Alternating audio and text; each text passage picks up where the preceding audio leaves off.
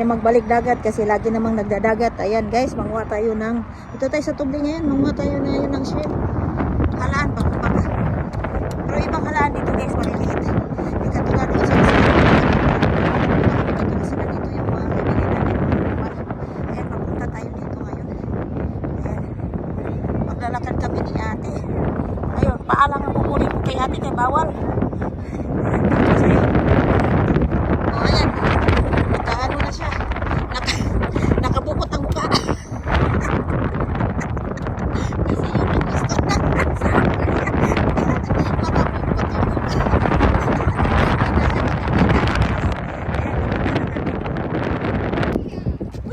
Ngayon nandito na tayo sa aming area na ano, para isdaan.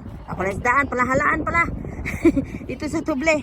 Ayun, mag-survey kami dito kaya ang dami namin mga trabahante. Ayun oh. Puntahan namin yung mga trabahante namin guys ha. Yan, kuha sila ng ano, halaan. Mga trabahante. Yan. Oh. Yan. Ito, dalawang babae.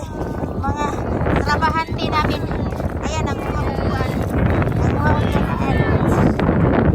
Alahan guys, oh. Ang upuan nila. Diba? Yan, trabahante isa.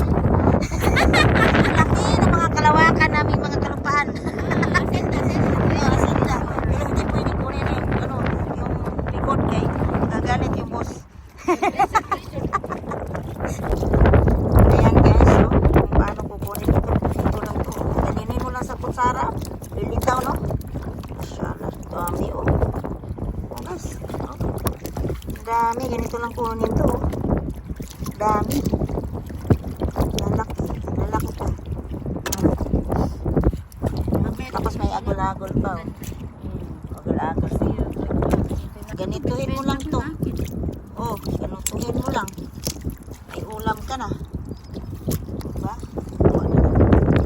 Sinako na yung hirap mo. Diba? Yan na yung halaan ko. Ayan. Binabad ko na isang plangganang malaki. Binabad ko na yung punong-puno ng tubig. Oh. Hanggang dito ang tubig. Nugasan ko yan ng maayos. Bukas ko na naman. Binabad ko na.